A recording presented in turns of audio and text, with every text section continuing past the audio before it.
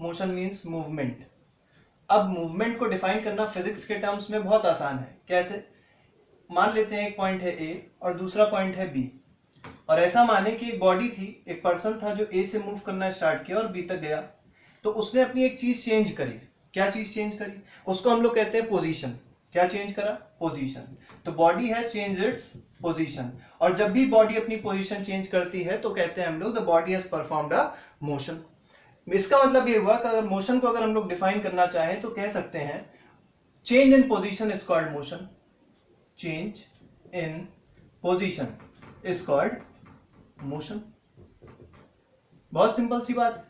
तो अगर आपसे पूछा जाए कि व्हाट इज रेस्ट, तो अगर पोजीशन चेंज नहीं हुई तो उसको हम लोग कहेंगे कि वो रेस्ट में है। लेकिन एक बात याद रखिएगा कि ये जो मोशन और रेस्ट दो टर्म्स हैं वो कभी भी एब्सोल्यूट नहीं होते, ये हमेशा किसी ना किसी के रिस्पेक्ट में होते हैं। So they are not absolute terms, neither the motion nor the rest, nor rest, they are not absolute terms, they are always relative terms. मतलब वो किसी के रिस्पेक्ट में रेस्ट में होंगे। हमारे पास ये है कि ये मोशन कितने टाइप्स के होते हैं। तो मोशन होते हैं दो टाइप्स के। पहला टाइप होता है यूनिफॉर्म मोशन और दूसरा टाइप है non uniform motion. Non uniform motion. अब यूनिफॉर्म मोशन क्या है उसको समझने के लिए हमको एक चीज समझनी पड़ेगी कि मान लेते हैं दो पॉइंट है, पहला पॉइंट है ए और दूसरा पॉइंट है बी। मान लेते हैं कि हमने इसका 3 डिवीजन कर दिया, 3 इंटरवल बना दिए। ए मान लेते हैं इस पॉइंट को कि ये सी है और मान लेते हैं इसको कि ये डी है। ए सी तक की लेंथ मान लेते हैं 10 मीटर है। ऐसे ही सी डी की लेंथ भी 10 मीटर है और डी बी की लेंथ भी 10 मीटर है। और ए से सी तक जाने को बच्चे को लगा मान लेते हैं 2 सेकेंड। सिमिलरली सी से डी तक जाने में भी 2 सेकेंड लगा और डी से बी तक जाने में भी 2 सेकेंड लगा। तो अगर आपसे पूछे क्या बच्चे की स्पीड तीनों में सेम होगी, या अगर आपसे पूछे कि क्या बच्चा इस 10 मीटर को 2 सेकंड में कन्वर्ट कर रहा है, दो कवर कर रहा है, इस 10 मीटर को फिर से 2 सेकंड में कवर कर रहा है और इस 10 मीटर को फिर से 2 सेकंड में वो कवर कर रहा है, इसका मतलब क्या हुआ? इसका मतलब ये हुआ the body, the person has performed a uniform motion because equal distance is covered in equal interval of time. Distance तीनों में इक्वल थी और टाइम का इंटरवल जो लग रहा है वो भी तीनों में बराबर का है। इसका मतलब ये हो गया if equal distance is covered in equal interval of time then the motion is said to be uniform motion. लेकिन मान लेते हैं केस दूसरा होता, कोई क्राउडेड प्लेस है जहां पे बहुत ज्यादा भीड़ है, मान लीजिए कोई वैसी प्लेस है, तो वहां पे क्या सिस्टम होगी, क्या सिचुएशन होगी, वो कुछ ऐसी है कि मान लेते हैं ए से सी तक की डिस्टेंस मान लेते हैं 10 मीटर है, ये भी 10 मीटर है और ये भी 10 मीटर है। लेकिन पहला 10 मीटर ट्रेवल करने में मान लेते हैं सिर्फ 2 सेकंड लगे और दूसरा 10 मीटर ट्रेवल करने में 5 सेकंड लग गए और तीसरे 10 मीटर ट्रेवल करने में 1 ही सेकंड लगा। तो क्या तीनों इक्वल डिस्टेंस तो थे, लेकिन क्या वो इक्वल टाइम में भी ट्रेवल हो रहे हैं? नहीं। तो यहाँ पे हमारा एक नया टाइप का मोशन आता है जिसको हम लोग कहते हैं नॉन यूनिफॉर्म मोशन। तो नॉन यूनिफॉर्म ये मोशन ये कहता है that equal distance is covered in unequal interval of time. This type of motion is called non uniform motion. तो मोशन में फिलहाल इतना ही है कि what is motion, what are the two types of motion. आपको ये पता होना चाहिए कि motion is not absolute term, they are just the relative terms. वो कभी भी एब्सोल्यूट कोई भी चीज ना बॉडी, कोई भी ना बॉडी रेस्ट में होती है एब्सोल्यूट, ना ही कोई बॉडी मोशन में होती है। वो किसी के रिस्पेक्ट में रेस्ट में होगी और किसी के रिस्पेक्ट में वो मोशन में होगी। और जिस भी फ्रेम के रिस्पेक्ट में वो रेस्ट और मोशन में होती है that frame is called reference frame. ठीक है, अब आगे बढ़ते हैं जरा हम लोग। तो अगला टॉपिक जो हमारे पास इस मोशन में है वो है फिजिकल क्वांटिटीज।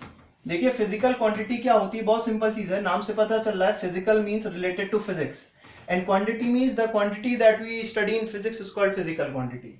तो बात करते हैं फिजिकल क्वांटिटी की। फिजिकल क्वांटिटी, तो हम लोग जो भी चीज फिजिक्स में पढ़ेंगे, जो भी क्वांटिटीज फिजिक्स में पढ़ेंगे they are called physical quantity. ये फिजिकल क्वांटिटी दो टाइप्स की होती हैं, एक होती है स्केलर और एक होती है वेक्टर। अब बात करते हैं ये स्केलर क्वांटिटी क्या होती है और ये वेक्टर क्वांटिटी क्या होती है। देखिए बहुत सिंपल सी बात है, स्केलर क्वांटिटी वो फिजिकल क्वांटिटी होती है जिसको रिप्रेजेंट करने के लिए, जिसको बताने के लिए हमको सिर्फ और सिर्फ मैग्नीट्यूड की जरूरत पड़ती है, विच रिक्वायर्स मैग्नीट्यूड। ठीक, इज कॉल्ड स्केलर क्वांटिटी। और जिसको सिंबलाइज करने के लिए, जिसको बताने के लिए हमको मैग्नीट्यूड की जरूरत पड़े और साथ ही साथ डायरेक्शन की भी जरूरत पड़े। That quantity is called vector quantity. तो स्केलर क्वांटिटी वो क्वांटिटी है जो मैग्नीट्यूड से ही पूरी हो जाती है, लेकिन वेक्टर क्वांटिटी वो क्वांटिटी है जो मैग्नीट्यूड और साथ साथ डायरेक्शन से ही पूरी हो पाती है। फॉर एग्जांपल अगर स्केलर क्वांटिटी की बात करें, टेम्परेचर, क्या कभी कोई ऐसा बोलता है कि हमारा temperature 98 degree Fahrenheit towards north है, टुवर्ड्स साउथ है, टुवर्ड्स ईस्ट है और टुवर्ड्स वेस्ट है? कभी कोई नहीं बोलता। सिर्फ ये बोलते हैं कि हमारा टेम्परेचर कितना है, 98 डिग्री फ़ारेनहाइट है, मान लेते हैं। इसका मतलब ये हुआ कि क्या टेम्परेचर, अगर आपसे पूछूं कि टेम्परेचर बताइए कैसी क्वांटिटी है, तो आप अब फट से बोल देंगे कि टेम्परेचर स्केलर क्वांटिटी है। क्यों? क्योंकि स्केलर क्वांटिटी को बताने के लिए या स्केलर क्वांटिटी को जानने के लिए हमको उसके डायरेक्शन की जरूरत नहीं पड़ती है और ना ही डायरेक्शन उसमें उसका कोई रोल होता है। लेकिन अगर आपसे पूछें वेक्टर क्वांटिटी के बारे में तो आप कहेंगे फोर्स। फोर्स जैसे मान लीजिए एक बॉडी है इस तरफ और ये बॉडी पे हमने फोर्स लगाया उधर, ठीक। अब बॉडी उधर मूव कर जाएगी, मतलब फोर्स का इफेक्ट डायरेक्शन पे है, ठीक है। मतलब force is depending upon the direction. इसको अगर और आसान भाषा में हम लिखना चाहें स्केलर क्वांटिटी को, तो ये लिख सकते हैं the quantity that has fixed magnitude as well as fixed direction. No, scalar quantity is a quantity that has only fixed magnitude, sorry, is called scalar quantity। Example आपको भी बताया मैंने टेम्परेचर, इसके साथ और भी कई सारे एग्जाम्पल्स हैं, जैसे डिस्टेंस भी इसका एग्जाम्पल होता है, स्पीड भी इसका एग्जाम्पल होता है। अभी हम आगे चर्चा करेंगे कि डिस्टेंस क्या होता है, स्पीड क्या होता है, लेकिन फिलहाल वेक्टर क्वांटिटी को देखिए। वेक्टर क्वांटिटी वो क्वांटिटी है जिसमें मैग्नीट्यूड भी है और डायरेक्शन भी है, लेकिन ये याद रखिएगा डायरेक्शन फिक्स्ड होना चाहिए, that has fixed magnitude and fixed direction, ठीक है। तो ऐसी क्वांटिटी जिसके पास सिर्फ फिक्स्ड मैग्नीट्यूड होता है उसको हम लोग कहेंगे स्केलर क्वांटिटी, और ऐसी क्वांटिटी जिसके पास फिक्स्ड मैग्नीट्यूड भी हो और फिक्स्ड डायरेक्शन भी हो, that quantities are called vector quantity. अब थोड़ी और वेक्टर क्वांटिटीज की बात करेंगे, लेकिन हम जैसे जैसे आगे चर्चा करते रहेंगे वैसे वैसे क्वांटिटीज आती जाएंगी, तो उसमें हम ज्यादा बताएंगे। तो इसके बाद बात आती है हमारी दो नई चीज की, जिसको कहते हैं डिस्टेंस और डिस्प्लेसमेंट। बहुत इंपॉर्टेंट टॉपिक है डिस्टेंस और डिस्प्लेसमेंट, और इस पर जरूर क्वेश्चन आता है, उसको थोड़ा ध्यान से देखिएगा। डिस्टेंस क्या होता है और डिस्प्लेसमेंट क्या होता है? तो डिस्टेंस सिंपल सी चीज है, नाम बहुत पहले से हम लोग सुनते हैं कि डिस्टेंस है इतनी, डिस्टेंस है उतनी, लेकिन आज समझिए डिस्टेंस है क्या। मान लेते हैं, बात करते हैं हम लोग कि एक पॉइंट है ए, दूसरा पॉइंट है बी। कोई बॉडी ए से बी तक चल रही है। अब अगर बोला जाए कि इससे ए से बी तक की दूरी 10 किलोमीटर है, so 10 kilometres is the length of this path, length of this path from A to B, and this is the actual path. जिस पाथ पे वो लड़का या कोई बच्ची चल रही होगी, that path, the length of that path is called distance. तो हम लोग डिस्टेंस को डिफाइन करने का तरीका बहुत आसान है, length of actual path covered by the body. आप हम लिख नहीं रहे, लिखने में थोड़ा टाइम जा रहा है, ज्यादा अच्छा है कि मैं इसको बोल दूं। तो डिस्टेंस की डेफिनेशन ये रहती है, the length of actual path covered by the body is called distance. मतलब जो एक्चुअल पाथ बच्चा कवर कर रहा है, जो लेंथ, जो एक्चुअल पाथ वो बॉडी कवर कर रही है, उस एक्चुअल पाथ की जो लेंथ होती है वो कहलाती है क्या? वो कहलाती है डिस्टेंस। फॉर एग्जाम्पल, एक नया एग्जाम्पल आपको देता हूं। जैसे मान लीजिए ये पॉइंट है ए इज द इनिशियल पॉइंट, और एक उसने कुछ पाथ ऐसे ट्रेवल किया कि पहले साउथ में गया और फिर वो ईस्ट की तरफ गया, और मान लेते हैं फाइनल पॉइंट इज बी, ठीक है।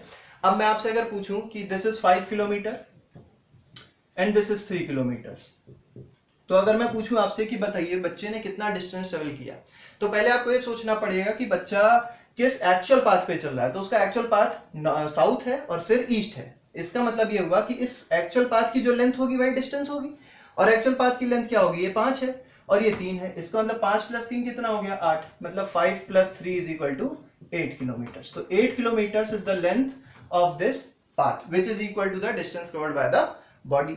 एक और एग्जांपल से समझिए, एग्जांपल 3। एग्जांपल 3 बहुत सिंपल सा है, ये एनसीईआरटी क्वेश्चंस में भी कभी कभी दिया रहता है कि कोई बच्चा है जो सर्कुलर पाथ में मूव कर रहा है। मान लेते हैं कोई बच्चा है जो सर्कुलर पाथ में मूव कर रहा है, और उस सर्कुलर पाथ का जो रेडियस है that is 70 metres. The radius of that circular path is 70 metres. मान लेते हैं बच्चा यहाँ पे खड़ा हुआ था और ये कहा गया कि बच्चे ने एक रिवोल्यूशन कंप्लीट किया। How many revolutions? 1 रिवोल्यूशन। एक रिवोल्यूशन का मतलब ये होता है कि बच्चा यहां से चलना स्टार्ट किया और उसने पूरा इसका चक्कर लगाया और वापस में यहीं पे आके रुक गया। अब ये बताइए आप कि एक रिवोल्यूशन में उसने एक्चुअल पाथ क्या कवर करी? तो हमारे हिसाब से और आप लोग के हिसाब से बी ऑफ एक्चुअल पाथ क्या हो गई होगी, सर्कमफ्रेंस। ठीक है, तो इट मींस सर्कमफ्रेंस जो होगा इस सर्कल का, circumference will be equal to the length of actual path covered by this body and the circumference is equal to what, 2 pi r, जो बहुत आसानी से हम लोग निकाल सकते हैं 2 into 22/7 into r कितना है, r है 70, आसानी से बहुत आ गया, 7 × 70, ये हो गया 44 और 10 440। अब एक चीज को और बहुत बहुत जरूर से ध्यान दीजिएगा कि यहाँ पे यूनिट लगी है मीटर और हम निकाल क्या रहे हैं, डिस्टेंस। डिस्टेंस की एसआई यूनिट, डिस्टेंस की एसआई यूनिट क्या होती है, ये होती है मीटर। हर फिजिकल क्वांटिटी की कुछ ना कुछ यूनिट होगी, लेकिन डिस्टेंस की यूनिट क्या होगी, मीटर होगी, एसआई यूनिट। अब देखिए यहाँ पे रेडियस की जो यूनिट क्या दी थी, मीटर दी थी, तो हमारे पास जो डिस्टेंस आएगा उसकी भी यूनिट क्या हो जाएगी, मीटर हो जाएगी। ये हमारा सर्कमफ्रेंस आ गया। अब देखिए इस सर्कमफ्रेंस के बाद ये जो सर्कमफ्रेंस आया, this is the distance travelled by the body, this is the distance travelled by the body. अब अगर आपसे पूछूं क्या ये डिस्टेंस कांस्टेंट थी, तो कहेंगे आप नहीं। जैसे इस क्वेश्चन में आपसे पूछें क्या डिस्टेंस में डायरेक्शन है, डिस्टेंस में क्या डायरेक्शन है, बिल्कुल डायरेक्शन है, लेकिन क्या फिक्स डायरेक्शन है, नहीं। पहले डायरेक्शन था साउथ की ओर, फिर है डायरेक्शन ईस्ट की ओर। इसका मतलब इस क्वेश्चन में डिस्टेंस का कोई फिक्स डायरेक्शन नहीं है। इसका मतलब क्या हुआ कि डिस्टेंस कैसी क्वांटिटी है, क्या डिस्टेंस के पास फिक्स्ड मैग्नीट्यूड है, हाँ बिल्कुल है। कितना फिक्स्ड मैग्नीट्यूड है, 8 किलोमीटर का फिक्स्ड मैग्नीट्यूड है। लेकिन क्या इसके पास फिक्स्ड डायरेक्शन है, नहीं। क्यों, क्योंकि एक बार साउथ है और एक बार ईस्ट है। इसका मतलब ये स्केलर क्वांटिटी है। कैसी क्वांटिटी है, स्केलर क्वांटिटी है, because it has fixed magnitude but it has no fixed direction. अब इसी तरीके से हम नए अपने आएंगे, नए टॉपिक पे आएंगे जिसको हम लोग बोलेंगे डिस्प्लेसमेंट। चलिए इतना समझ में आ गया होगा, मैं एक बार हट जाता हूं, आप लोग सही से देख लीजिए। अब अगला टॉपिक जो है दैट इज डिस्प्लेसमेंट। डिस्प्लेसमेंट बहुत सिंपल चीज है, मैं इसी एग्जांपल से डिस्प्लेसमेंट को लूंगा, इसलिए मैं इसको मिटाऊंगा नहीं, आप थोड़ा सा देखिए। चलिए ठीक, डिस्प्लेसमेंट की बात करते हैं। देखिए कहीं से कहीं तक भी जाना होता है तो हमारे पास एक शॉर्टकट होता है। जैसे अगर मान लीजिए हमको अपने स्कूल से घर तक जाना है तो बहुत सारे रास्ते होते हैं। कोई बहुत लंबे रास्ते से जाता है, कुछ लोग बहुत छोटे से रास्ते चले आते हैं, लेकिन कुछ लोग क्या होते हैं कि घूमते घूमते घूमते घूमते जाते हैं और पता चला 3 बजे घर से निकले, 3 बजे स्कूल से निकले और घर 4 बजे पहुंचे। तो अलग अलग रास्ते हैं, लेकिन जो बहुत अच्छा बच्चा होगा वो सबसे छोटा रास्ता लेगा कि जल्दी से जाके घर पे पहुंच जाए और पढ़ने लग जाए और सो जाए, जो भी चीज वो करे, लेकिन वो जल्दी पहुंचेगा। तो हम लोग बात करते हैं उसी शॉर्टेस्ट पाथ की। उस शॉर्टेस्ट पाथ को हम लोग क्या कहेंगे, उस शॉर्टेस्ट पाथ को हम लोग कहते हैं डिस्प्लेसमेंट। तो जैसे मान लीजिए अभी हमने एक एग्जांपल लिया था, एक था पॉइंट ए। तो देखिए यहां पे हमारे पास है, हमको पढ़ना था अब नया टॉपिक जिसको बोलते हैं हम डिस्प्लेसमेंट। तो डिस्प्लेसमेंट क्या है, अभी तक हमने डिस्टेंस पढ़ा, तो डिस्टेंस में हमने देखा the length of actual path covered by the body is called distance, और उसकी एसआई यूनिट क्या होती थी, मीटर होती थी। अब हम लोग बात करेंगे डिस्प्लेसमेंट की। तो अभी हमने आपसे कहा था कि डिस्प्लेसमेंट क्या होता है, displacement is the shortest path या length of the shortest path covered by the body. इसको और आसान भाषा में क्या बोलेंगे, पहले उस एग्जांपल से आप समझिए। जैसे मान लीजिए कोई बच्चा है, ए पॉइंट पे खड़ा हुआ है और उसको बी पॉइंट तक जाना है। ये रास्ता था जाने का, ऐसे आया, पहले साउथ में आया 4 किलोमीटर और फिर ईस्ट चला गया 3 किलोमीटर। आपसे अगर पूछा जाए डिस्टेंस क्या होगा तो आप बहुत आसानी से बता सकते हैं 4 + 3 = 7 means 7 is the distance travelled by the body. It is the distance, it is not the displacement. लेकिन अगर डिस्प्लेसमेंट की बात करें तो है इसका शॉर्टकट। अब देखिए ए से बी तक जाने का शॉर्टकट क्या है, हमको तो यही लगता है कि ए से बी तक आना हो, ऐसे आ जाइए, बिल्कुल शॉर्टकट हो गया। लेकिन बात आती है इस शॉर्टकट की लेंथ को क्या बोलते हैं, इस शॉर्टकट की लेंथ को बोलते हैं डिस्प्लेसमेंट। इसका मतलब हुआ कि the length of the shortest distance between initial position and final position is called displacement। तो इसकी डेफिनेशन आप लोग लिख लीजिएगा, मैं बोल देता हूं। the shortest distance between initial position and final position is called displacement। अब अगर मैं आपसे पूछूं क्या इसका कोई फिक्स डायरेक्शन है, तो बिल्कुल हाँ है, इस तरफ है, देखिए इसका फिक्स डायरेक्शन। ए से बी जाना है, इधर ही तो जाएंगे। इसका मतलब displacement has fix direction. Magnitude तो फिक्स होगा। देखिए आपने पाइथागोरस थ्योरम पढ़ी होगी, ये 90 डिग्री हो जाएगा एंगल, ये 4 है, ये 3 है, तो ये हाइपोटेन्यूज है क्योंकि ये 90 डिग्री के सामने वाली साइड है। और हाइपोटेन्यूज की वैल्यू क्या होती है, √ऑफ perpendicular square plus B square. What is perpendicular, perpendicular is 4, base is 3। इसका मतलब ये हो गया हमारे पास 5 किलोमीटर, जो आप लोग आसानी से कैलकुलेट कर सकते हैं। इसका मतलब ये हुआ कि हमको डिस्प्लेसमेंट कितनी पता है, 5 kilometre means it is fixed. मतलब ये हुआ कि मैग्नीट्यूड तो उसका फिक्स है, मैग्नीट्यूड फिक्स है, उसके साथ ही साथ डायरेक्शन भी फिक्स है। ये बहुत जरूरी है जानने के लिए कि डायरेक्शन भी फिक्स है और ऐसी फिजिकल क्वांटिटी जिसमें मैग्नीट्यूड और डायरेक्शन दोनों चीज फिक्स होती है उसको हम लोग बोलते हैं वेक्टर क्वांटिटी। कैसी क्वांटिटी? Vector quantity. तो vector quantity is that type of quantity which has fixed magnitude as well as fixed direction. तो हम अपना डिस्कशन आगे बढ़ाते हैं एक नया क्वेश्चन लेके, और क्वेश्चन ये कहता है find the distance and displacement covered by the body which is moving along a circular path of radius 70 metre. इसमें दो केसेस हमने लिए हैं। पहला केस लिया है इन वन रिवोल्यूशन, मतलब उस बॉडी ने कितने चक्कर लगाए, एक चक्कर लगाया, एक गोला उसने कवर कंप्लीट किया। और दूसरे केस में क्या हुआ है, बॉडी हैज कवर्ड 3.5 रिवोल्यूशंस, और हमको बताना है what is the distance and what is the displacement. बहुत अच्छा क्वेश्चन है, बहुत इंपॉर्टेंट क्वेश्चन है, आपके पूरे कॉन्सेप्ट्स को क्लियर कर देगा। तो देखिए, एक हमारे पास सर्कुलर पाथ है, इस सर्कुलर पाथ का रेडियस मान लेते हैं 70 मीटर है, और मान लेते हैं यहाँ कोई बच्चा खड़ा हुआ था और इस बच्चे ने रिवोल्यूशन करना स्टार्ट किया। पहले केस में कितना रिवोल्यूशन किया है, 1 रिवोल्यूशन किया है। अब 1 रिवोल्यूशन जब करेगा तो हमको बताना है पहली चीज डिस्टेंस क्या होगा और दूसरी चीज डिस्प्लेसमेंट क्या होगी। अगर आपसे पूछे इस केस में डिस्टेंस क्या होगा, तो डिस्टेंस के लिए हमको पता है the length of actual path. अब जब ये चक्कर लगाएगा तो एक्चुअल पाथ क्या हो जाएगा उसका, इसी तरफ तो आएगा गोले में, अंदर तो चला नहीं जाएगा कि अंदर चला गया और गोला लगा के आ गया, नहीं। चक्कर कहाँ लगाएगा, रोड पे। रोड कहाँ है, इस पे, पाथ पे, मतलब इस सरकमफ्रेंस पे। तो सरकमफ्रेंस कितना होगा अब हमको ये जानना है। तो कितने चक्कर लगाने थे, एक चक्कर लगाने के लिए वो यहां से गया, इधर आया, फिर इधर इधर इधर आके उसने पूरा एक चक्कर लगा और अपने इनिशियल पॉइंट पे आके खड़ा हो गया। इसका मतलब ये हुआ द सरकमफ्रेंस, पहले केस में जो सरकमफ्रेंस होगा वही उसका डिस्टेंस हो जाएगा।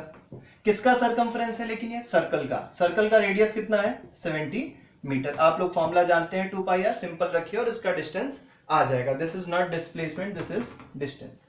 लेकिन अगर बात करें डिस्प्लेसमेंट की, कि इस बच्चे ने डिस्प्लेसमेंट कितना किया, तो डिस्प्लेसमेंट जानने के लिए हमको इनिशियल पॉइंट पता होनी चाहिए और फाइनल पॉइंट पता होनी चाहिए। मैं अगर आपसे पूछूं कि पहले केस में एक रिवोल्यूशन में इनिशियल पॉइंट और फाइनल पॉइंट क्या है, तो देखिए बच्चे ने यहां से चलना स्टार्ट किया, पूरा एक गोला लगाया इस ऐसे और फिर से यहीं पे आ गया, मतलब उसका इनिशियल पॉइंट और फाइनल पॉइंट क्या था, सेम था। ये चीज दिमाग में बैठा लीजिए कि इनिशियल पॉइंट और फाइनल पॉइंट अगर बच्चे का सेम है या किसी का भी सेम है, इसका मतलब डिस्प्लेसमेंट क्या है, जीरो। क्या है, जीरो। तो इसका मतलब ये हुआ कि displacement can be zero whereas distance can never be equal to zero. और हर केस में आपको यही मिलेगा कि distance is always greater than और इक्वल टू डिस्प्लेसमेंट। आपने यहां पे देखा distance is greater than displacement. मैं आपसे अगर पूछूं एक ऐसा केस बताइए जब डिस्टेंस और डिस्प्लेसमेंट दोनों बराबर हो, बताइए ऐसा कोई केस बताइए जिसमें डिस्टेंस और डिस्प्लेसमेंट बराबर हो। तो इसका भी सिंपल सा आंसर आना चाहिए। इसका सिंपल सा आंसर ये है, when a body moves along a straight line, जब बॉडी स्ट्रेट लाइन में मूव करती है तो डिस्टेंस और डिस्प्लेसमेंट दोनों क्या होते हैं, बराबर के होते हैं। मान लीजिए 5 किलोमीटर है ए से बी तक जाने का डिस्टेंस, तो डिस्प्लेसमेंट भी 5 ही होगा। क्यों, क्योंकि इनिशियल पॉइंट ये है, फाइनल पॉइंट ये है, दोनों के बीच के डिस्टेंस क्या है, 5 किलोमीटर है। ठीक है, तो आगे आते हैं। हमारे पास दूसरा क्वेश्चन इसमें दिया हुआ है, एक बार आप लोग स्क्रीनशॉट लेना चाहें तो ले सकते हैं। दूसरा रिवोल्यूशन हमारे पास दूसरा क्वेश्चन दिया हुआ है कि वी हैव 3.5 रिवोल्यूशन। अब देखिए पहला क्वेश्चन अलग है, दूसरा क्वेश्चन अलग है। पहले क्वेश्चन में क्या बोला गया, कितने रिवोल्यूशंस हैं, 1 रिवोल्यूशन है सिर्फ, मतलब एक चक्कर लगाया उसने। अब कितने रिवोल्यूशन है, 3.5, मतलब 3.5 चक्कर लगाए। अब 3.5 चक्कर लगाने में जो सरकमफ्रेंस होगी वो डिस्टेंस होगी, बिल्कुल सही बात है। लेकिन क्या जो पहले की डिस्प्लेसमेंट थी, क्या पहले की जो डिस्टेंस थी क्या वो अभी भी रहेगी, नहीं। पहले कितने चक्कर लगाए थे उसने, सिर्फ एक। अब कितने लगा रहा है, 3.5। तो अब अगर आपसे पूछूं कि कितना उसने डिस्टेंस ट्रेवल किया, तो पहले एक, फिर दूसरा, फिर तीसरा और फिर 3.5, मतलब यहां पे आके वो कहीं रुका होगा। देखिए डिस्टेंस के लिए हम याद रखिएगा, डिस्टेंस के लिए इनिशियल पोजीशन और फाइनल पोजीशन की कोई जरूरत नहीं होती है। किसके लिए जरूरत होती है, डिस्प्लेसमेंट के लिए जरूरत होती है। लेकिन यहां पे रिवोल्यूशंस कितने थे, 3.5। एक रिवोल्यूशन में कितना डिस्टेंस ट्रेवल किया था, 2πr। ठीक है, एक रिवोल्यूशन में कितना डिस्टेंस ट्रेवल किया, 2πr। तो 3.5 रिवोल्यूशन में कितना ट्रेवल करेगा, 3.5 इंटू 2πr। इसको हम लोग मल्टीप्लाई कर देंगे और हमको डिस्टेंस मिल जाएगा। किस पार्ट में डिस्टेंस मिल जाएगा, 3.5 रिवोल्यूशन में। इसका मतलब ये हुआ कि डिस्टेंस इन 3.5 रिवोल्यूशन कितना हो जाएगा, वो हो जाएगा 3.5 इंटू 2π इंटू 70। आप लोग आसानी से इसे कैलकुलेट कर सकते हैं। लेकिन अगर मैं आपसे पूछूं, बहुत सिंपल सी चीज है कि 3.5 रिवोल्यूशन में डिस्प्लेसमेंट क्या था, तो डिस्प्लेसमेंट निकालने का तरीका बहुत सिंपल सा है, आपको इनिशियल पॉइंट और फाइनल पॉइंट पता होना चाहिए। मैंने अभी आपको करके बताया था, पहला रिवोल्यूशन, दूसरा रिवोल्यूशन, तीसरा रिवोल्यूशन और यहाँ पे आ गया 3.5 रिवोल्यूशन। मतलब 3.5 रिवोल्यूशन के बाद बच्चा जस्ट अपोजिट साइड में पहुंच गया है। इसका मतलब ये हुआ the distance between initial position and final position is what. बहुत सिंपल सी बात है, अगर आपने छोटी सी मैथमेटिक्स पढ़ी है, this is the displacement and displacement is what, if this is 70, this is 70, this is 70 means total is 140 metre. बहुत simple सा क्वेश्चन था। ये क्वेश्चन एनसीईआरटी में दिया रहता है, ऐसे क्वेश्चन बहुत सारे हैं जो एनसीईआरटी में दिया हुआ है। एनसीईआरटी में एक स्क्वायर का भी क्वेश्चन है, उसको बहुत आसानी से किया जा सकता है, डायगोनल बेस्ड क्वेश्चन रहता है। लेकिन आपको कॉन्सेप्ट पता होना चाहिए कि what is displacement and what is distance.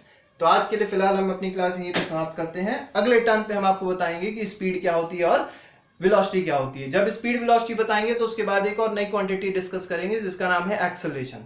और जब एक्सेलरेशन हो जाएगा उसके बाद हम कुछ ग्राफ्स बताएंगे आपको, कुछ इंपॉर्टेंट ग्राफ्स होते हैं। ग्राफ्स में हमको डिस्टेंस टाइम ग्राफ पढ़ना पड़ता है, डिस्प्लेसमेंट टाइम ग्राफ पढ़ना पड़ता है, स्पीड टाइम ग्राफ पढ़ना पड़ता है, वेलोसिटी टाइम ग्राफ पढ़ना पड़ता है और एक्सेलरेशन टाइम ग्राफ। उन ग्राफ्स पे फिर हमको बहुत सारे इंपॉर्टेंट ग्राफ्स आते हैं कि when the body is at rest कैसा ग्राफ बनेगा। अगर मान लो डिस्टेंस टाइम ग्राफ है, बॉडी जब यूनिफॉर्म मोशन कर रही है, यूनिफॉर्म वेलोसिटी चल रही है तो ग्राफ कैसा बनेगा। ऐसे बहुत सारे हमको ग्राफ पढ़ने होंगे, कम से कम 5-6 ग्राफ हम पढ़ेंगे। और फिर ग्राफ के बाद हम क्या पढ़ेंगे, ग्राफ के बाद हम ग्राफिकल मेथड से ही इक्वेशंस ऑफ मोशन को सॉल्व करना पढ़ेंगे। वो बहुत सबसे इंपॉर्टेंट चीज है, वो हमेशा क्वेश्चन पेपर में आती है कि how to solve equations of motion, ठीक है, बाय ग्राफिकल मेथड। तो मैं उसको आपको बहुत आसान तरीके से बताऊंगा, आप बिल्कुल भी बेफिक्र रहिए, आपको बिल्कुल भी कोई डरने की बात नहीं है। फिजिक्स इतनी अच्छी तरीके से बताई जाएगी कि आपको कुछ भी और पढ़ने की जरूरत नहीं पड़ेगी। मैं क्वेश्चंस भी डिस्कस करा दूंगा ऐसे जो अच्छे अच्छे क्वेश्चंस हैं, आपको जरा सा भी कुछ सोचना नहीं है, ठीक है। Till then thank you. Speed क्या होती है, व्हाट इज स्पीड। सबने नाम जरूर सुना होगा कि मेरी गाड़ी की स्पीड इतनी है, मेरी गाड़ी की स्पीड इतनी है, लेकिन हमको आज जानना है कि स्पीड है क्या। तो स्पीड होती है the rate of change of distance. जिस रेट से डिस्टेंस चेंज हो उसको हम लोग कहते हैं स्पीड। तो rate of change of distance is called speed. जिस रेट से डिस्टेंस चेंज होगी उसे हम लोग क्या कहेंगे, स्पीड कहेंगे। अब देखिए, जहां भी रेट शब्द आ जाए, जहां भी रेट आ जाए, रेट का मतलब होता है अपॉन टाइम। ये चीज हमेशा याद रखिएगा, जब भी रेट आ जाए तो रेट का मतलब क्या होता है, अपॉन टाइम। अब किस चीज का रेट था, change of distance. The rate of change of distance is called speed. इसका मतलब ये हो गया कि स्पीड का फॉर्मूला जब देखेंगे तो वो हो जाएगा change in distance, change in distance upon time. फॉर्मूले को आसान करने के लिए हम लोग सिंपल फॉर्मूला लिख देते हैं, that distance upon time, distance upon time is called speed. अब देखिए, डिस्टेंस की यूनिट अगर देखें तो क्या है, मीटर है, एसआई यूनिट। टाइम की यूनिट देखें क्या है, सेकंड है। और अगर इसकी स्पीड की यूनिट देखेंगे तो क्या हो जाएगी, मीटर अपॉन सेकंड। इसका मतलब मीटर पर सेकंड। कुछ कुछ जगह पे इस यूनिट को अलग तरीके से भी लिखते हैं कि मीटर सेकंड की पावर -1। -1 और पर सेकंड में कोई अंतर नहीं होता है, अपॉन सेकंड का मतलब ही होता है पावर -1। अब बात करते हैं स्पीड कैसी क्वांटिटी है। तो स्पीड किस पे डिपेंड कर रही है, स्पीड डिपेंड कर रही है डिस्टेंस पे। डिस्टेंस कैसी क्वांटिटी है, डिस्टेंस है एक स्केलर क्वांटिटी, इसलिए स्पीड भी कैसी क्वांटिटी है, एक स्केलर क्वांटिटी है। और पिछले लेक्चर में मैं पहले बता चुका हूं कि स्केलर क्वांटिटी क्या होती है। स्केलर क्वांटिटी वो क्वांटिटी होती है जिसके पास सिर्फ मैग्नीट्यूड होता है, कोई डायरेक्शन से लेना देना उसका नहीं होता। तो ये हमारे पास हो गई स्केलर क्वांटिटी। तो बात समझ में आ गई होगी स्पीड क्या है। अब देखिए, क्वेश्चन अगर बात करें, क्वेश्चन हम लोग पढ़ें कि a boy covers a distance of 100 meter in 2 minutes. Find his speed in metre पर सेकेंड। अब देखिए, यहाँ पे बहुत इंपॉर्टेंट चीज समझनी है कि हमको जो स्पीड दी गई है वो किसमें दी गई है, मीटर पर सेकेंड में। अब डिस्टेंस हमारे पास क्या है, मीटर में है, लेकिन टाइम किसमें है, 2 मिनट में है। तो सबसे पहले उस टाइम को हम चेंज करेंगे, मिनट को सेकंड में चेंज करेंगे। हमको पता है 1 मिनट में 60 सेकंड्स होते हैं, तो 2 मिनट में कितने सेकंड्स हो जाएंगे, 120 सेकंड्स हो जाएंगे। तो सॉल्यूशन अगर देखें तो बहुत सिंपल सा इसका सॉल्यूशन है। हमारे पास टाइम कितना हो गया, 120 सेकंड्स हो गया। डिस्टेंस दिखाई पड़ रही होगी 100 मीटर है, तो हम लोग सीधे स्पीड का फॉर्मूला रखेंगे, speed is equal to distance upon time. Distance दिखाई पड़ रहा है हमको कि इट इज 100 मीटर और टाइम हमको दिखाई पड़ रहा है दैट टाइम इज 120 सेकंड्स। अब अगर इसको काटना पीटना चाहे हो जाएगा, ये आ जाएगा 5/6 मीटर पर सेकेंड। बहुत सिंपल तरीका है स्पीड निकालने का। अब अगली फिजिकल क्वांटिटी जो हम लोग पढ़ने जा रहे हैं वो भी बहुत इंपॉर्टेंट है, और वो क्या है, वो हमारे पास है वेलोसिटी। तो अगली चीज देखिएगा वेलोसिटी है। वेलोसिटी और स्पीड में बहुत ज्यादा अंतर नहीं होता, बस थोड़ा सा अंतर है कि वेलोसिटी के लिए हम लोग डिस्प्लेसमेंट देखते हैं। जो हमने अभी स्पीड देखी थी, स्पीड के लिए हमने डिस्टेंस देखा था, the rate of change of distance is called speed. लेकिन अगर वेलोसिटी की बात करेंगे तो वेलोसिटी में क्या हो जाएगा, the rate of change of displacement. जिस रेट से डिस्प्लेसमेंट चेंज होता है उसको हम लोग कहते हैं क्या, उसको हम लोग कहते हैं वेलोसिटी। जैसे the rate of change of distance is called speed, इसी तरीके से the rate of change of displacement is called velocity. अब फिर वही टर्म आ गया, कौन सा टर्म, रेट। हमने भी आपको बताया जहां भी रेट है इसका मतलब क्या होता है, अपॉन टाइम। इसका मतलब वेलोसिटी का फॉर्मूला देखेंगे तो क्या बन जाएगा, डिस्प्लेसमेंट अपॉन टाइम। ये डिस्प लिखा हुआ है लेकिन फुल फॉर्म इसका क्या है, डिस्प्लेसमेंट अपॉन टाइम है। अब अगर देखेंगे डिस्प्लेसमेंट की यूनिट क्या होती है, अभी हम पहले पढ़े थे डिस्प्लेसमेंट की यूनिट क्या होती है, मीटर होती है, एसआई यूनिट। टाइम की यूनिट देखेंगे सेकंड होती है, तो इसकी भी यूनिट क्या हो गई, मीटर पर सेकंड। तो अगर पूछा जाए what is the similarity between speed and velocity, तो दोनों की यूनिट सेम होती है, दोनों की यूनिट क्या है, मीटर पर सेकंड। लेकिन वेलोसिटी किस पे डिपेंड कर रही है, वेलोसिटी डिपेंड कर रही है डिस्प्लेसमेंट पे। डिस्प्लेसमेंट कैसी क्वांटिटी होती है, ये क्वांटिटी होती है वेक्टर। अगर डिस्प्लेसमेंट वेक्टर क्वांटिटी है तो वेलोसिटी कैसी क्वांटिटी है, वो भी क्या होगी, वेक्टर। इसका मतलब स्पीड कैसी क्वांटिटी थी, स्केलर क्वांटिटी थी। वेलोसिटी कैसी क्वांटिटी है, वेक्टर। इस s से स्पीड है तो s से स्केलर है, v से वेलोसिटी है तो v से वेक्टर है। ये चीज याद रखिएगा कि एक ऐसी कैसी क्वांटिटी होती है।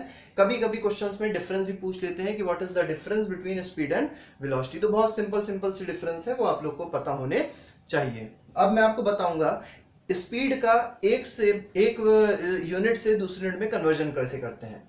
हम दो यूनिट की बात करेंगे, एक यूनिट की बात करेंगे मीटर पर सेकेंड और एक बात करेंगे किलोमीटर पर आर। बहुत जल्दी से और बहुत ध्यान से देखिएगा कि कैसे हम लोग कन्वर्जन करते हैं। जैसे मान लीजिए अगर कहा गया 90 किलोमीटर पर आर, कोई स्पीड है 90 किलोमीटर पर आर और उसको कन्वर्ट करना है मीटर पर सेकेंड में। बहुत सिंपल तरीका है, देखिए हम पहले आपको बताना चाहते हैं कि 1 किलोमीटर पर आर में कितने मीटर पर सेकेंड होते हैं, कैसे निकालें। पहले देखिए न्यूमरेटर में क्या है, किलोमीटर है, उसको किस में चेंज करना है, मीटर में। तो 1 किलोमीटर में कितने मीटर होते हैं, 1000 मीटर होते हैं। अब डिनोमिनेटर में क्या है, आर है, तो इसके डिनोमिनेटर में क्या हो जाएगा, सेकेंड्स हो जाएगा, क्योंकि यहाँ पे हम लोग को सेकेंड्स दिखाई पड़ रहा है। 1 आर में कितने सेकेंड्स होते हैं, वो होते हैं 3600 सेकेंड्स। अब इसको हम लोग काट सकते हैं, 2 0 कट गए, ये आ गया 5/18 मीटर पर सेकेंड। इसका मतलब ये हुआ कि 1 किलोमीटर पर आर में 5/18 मीटर पर सेकेंड होता है। अब हमको बताना क्या था कि 90 किलोमीटर पर आर में कितने मीटर पर सेकेंड है। बहुत सिंपल है, 1 किलोमीटर पर आर में अगर 5/18 है तो 90 किलोमीटर पर आर में कितना हो जाएगा, हम लोग यूनिटरी मेथड पहले ही पढ़ चुके हैं, कितना हो जाएगा 5/18 इंटू 90 मीटर पर सेकेंड। 18 5 90 हो जाएगा, 5 5 25 मीटर पर सेकेंड। ये हमारा आ जाएगा आंसर। ये तो पहली चीज हो गई कि 1 किलोमीटर पर आर में कितने मीटर पर सेकेंड होते हैं, और उससे हमने ये आंसर निकाल लिया। लेकिन मान लिया क्वेश्चन को थोड़ा बदल देते, दूसरा क्वेश्चन ये हो जाता कि कन्वर्ट 20 मीटर पर सेकेंड इन किलोमीटर पर आर। अगर मान लीजिए क्वेश्चन होता, इस क्वेश्चन में देखिए पिछले क्वेश्चन में और इस क्वेश्चन में अंतर है। पिछले क्वेश्चन में किलोमीटर पर आर को किस में कन्वर्ट करना था, मीटर पर सेकंड में। इस क्वेश्चन में क्या करना है, मीटर पर सेकंड को कन्वर्ट करना है किलोमीटर पर आर, मतलब दोनों का अपोजिट है। अब पहले हमको ये समझना है कि 1 मीटर पर सेकंड में कितने किलोमीटर पर आवर होते हैं। दोबारा निकालने की कोई जरूरत नहीं है, यहीं देखिए दिया हुआ है। अभी हमने पता किया कि 1 किलोमीटर पर आवर में 5/18 मीटर पर सेकंड है। इस 18 को ऊपर भेज दीजिए, 5 को नीचे भेज दीजिए, तो क्या मिल जाएगा 18/5, उधर क्या है किलोमीटर पर आर, इज इक्वल टू क्या हो जाएगा, यहाँ पे बचा, यहाँ हो जाएगा 1 मीटर पर सेकेंड। इसका मतलब 1 मीटर पर सेकेंड में 18/5 किलोमीटर पर आर होता है। अगर 1 मीटर पर सेकेंड में 18/5 किलोमीटर पर आवर होता है तो 20 मीटर पर सेकेंड में कितना हो जाएगा, 20 इंटू 18/5 किलोमीटर पर आर हो जाएगा। सिंपल यूनिटरी मेथड यूज कर रहा हूं। अगर आप लोग को लगता है बहुत तेज पढ़ाया जा रहा है तो आप लोग उसकी स्पीड भी कम कर सकते हैं। 5 4 20, 18 4 18 2 36, 18 4 72 किलोमीटर पर आर। ये हमारा आंसर आ गया। इस तरीके से हम कोई भी कन्वर्जन किसी भी तरीके का कर सकते हैं। अब अगले टॉपिक पे आते हैं। अगला टॉपिक हमारे पास है एक्सेलरेशन। अच्छा, मैं पहले एक चीज और बता दूं आपको इसमें कि अभी स्पीड टॉपिक खत्म नहीं हुआ। स्पीड में टाइप्स ऑफ स्पीड आती हैं, जिसमें हमको फिलहाल 2 स्पीड पढ़नी है। पहली स्पीड पढ़नी है, मैं आपको बता देता हूं पहले। स्पीड भी 2 टाइप में हमको पढ़नी है। पहली पढ़नी है एवरेज स्पीड, एवरेज स्पीड, और दूसरी पढ़नी है इंस्टेंटेनियस स्पीड। कैसी? Instantaneous speed, instantaneous, TANEOUS। तो 2 तरीके की स्पीड पढ़नी है हमको। पहली पढ़नी है एवरेज स्पीड और दूसरी पढ़नी है इंस्टेंटेनियस स्पीड। अब एवरेज हम लोग जब भी पढ़ते हैं तो हमको मैथ्स की याद आती है कि मैथ्स में हम लोग एवरेज पढ़ते हैं, जहां पे होता है sum of observations upon number of observations. वैसे ही यहाँ पे भी है, स्पीड में भी, लेकिन स्पीड में एवरेज स्पीड का मतलब कुछ और होता है। एवरेज स्पीड का मतलब होता है द रेशियो, एक रेशियो है। जैसे एवरेज भी एक रेशियो है, वैसे ही एवरेज स्पीड भी क्या है? एक रेशियो है। वो रेशियो किस चीज का है? वो रेशियो है total distance travelled, total distance travelled by body, कि बॉडी ने कितनी डिस्टेंस टोटल ट्रेवल करी, अपॉन उस डिस्टेंस को ट्रेवल करने में कितना टाइम लिया, अपॉन टोटल टाइम टेकन। बहुत इंपॉर्टेंट चीज है, इस चीज को थोड़ा ध्यान से देखिए कि एवरेज स्पीड का फॉर्मूला क्या हो गया हमारे पास। यहीं से हम डेफिनेशन बना देंगे। Average speed is equal to total distance travelled upon total time taken. अब डिस्टेंस ट्रेवल्ड है तो डिस्टेंस की यूनिट क्या हो जाएगी? मीटर। टाइम है, यूनिट क्या हो जाएगी? सेकंड। तो यूनिट में कोई चेंज नहीं आया। जो स्पीड की यूनिट है वही एवरेज स्पीड की यूनिट है, कोई चेंजेस नहीं आए। अब यहाँ पे देखिए total distance travelled upon total time taken. अब इसको हम लोग अगर डेफिनेशन के फॉर्म में लिखें तो क्या लिखेंगे? द रेशियो, जब भी अपॉन हो तो the ratio of total distance travelled to the total time taken is called average speed. बात आते हैं इंस्टेंटेनियस। अच्छा, इस पे पहले एक क्वेश्चन करा दूं, एक बहुत इंपॉर्टेंट क्वेश्चन है। मान लीजिए क्वेश्चन कहा गया कि a person travels from A to B with speed of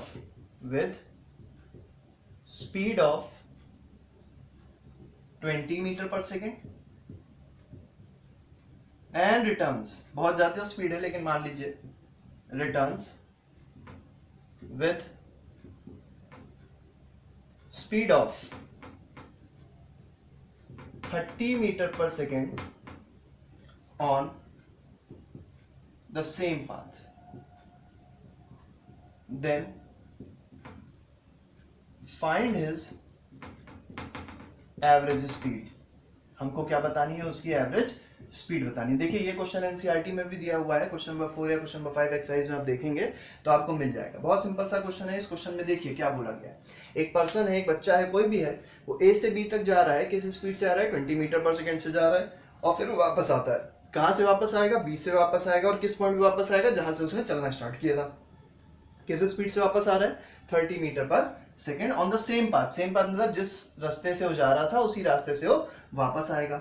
बताना है कि उसकी एवरेज स्पीड क्या होगी। देखिए बहुत सिंपल तरीका है, मैं सिर्फ आपको एक फॉर्मूला बताऊंगा, फॉर्मूले से हमारा डेरिवेशन करने की जरूरत नहीं है, डेरिवेशन का कोई काम नहीं है इसमें, बस ऐसे क्वेश्चंस आते हैं इसलिए मैं आपको बता रहा हूँ। इस क्वेश्चन में देखिए ना डिस्टेंस दिया हुआ है ना टाइम दिया हुआ है, हमको सिर्फ क्या दी है? 2 स्पीड दी है। बच्चे क्या करते हैं? बच्चे देखते हैं एवरेज स्पीड निकालिए, वो तुरंत फॉर्मूला रख देते हैं कि एवरेज का मतलब होता है पहली स्पीड प्लस दूसरी स्पीड अपॉन 2, जो कि गलत है।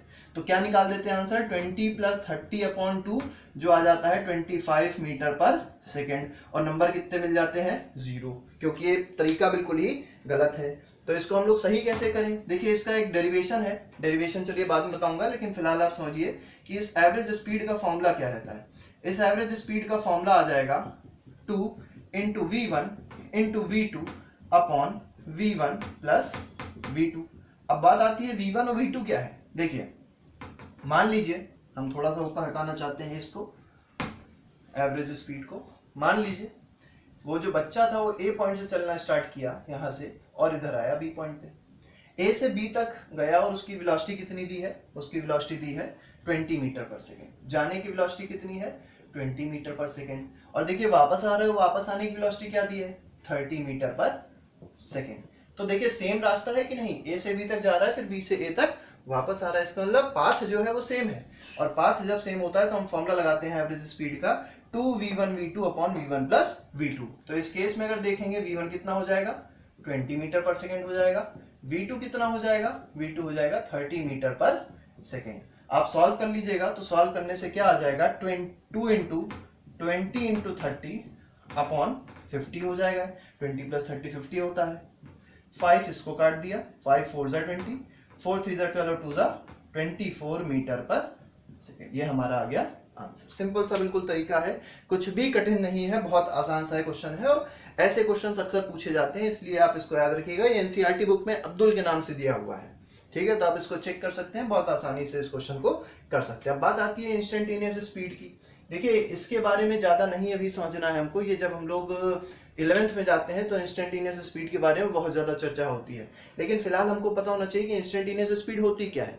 तो एक पर्टिकुलर, एक छोटे से टाइम इंटरवल पे बॉडी की जो स्पीड होती है, जैसे अगर मैं बात करूं कि मैं कहीं जा रहा हूं और मुझे कह दिया गया बताओ इस टाइम पे आपकी स्पीड क्या है, तो उस छोटे से टाइम इंटरवल पे जो पर्सन की स्पीड होगी that speed is called instantaneous speed. तो हम लोग इंस्टेंटेनियस स्पीड को सिर्फ ऐसे डिफाइन कर सकते हैं that the speed of body at a particular instant of time, at a small interval of time, or we can say at a particular instant of time is called instantaneous speed। तो बात इतनी होती है हमारी। हमने दो तरीके की स्पीड पढ़ी। पहली पढ़ी एवरेज स्पीड, जो हमने पढ़ा था ratio of total distance travelled to the total time taken is called average speed. और दूसरी हमने पढ़ी इंस्टेंटेनियस स्पीड, जो हमने देखा कि अभी इंस्टेंटेनियस का मतलब क्या होता है। इंस्टेंटेनियस स्पीड का मतलब होता है द स्पीड ऑफ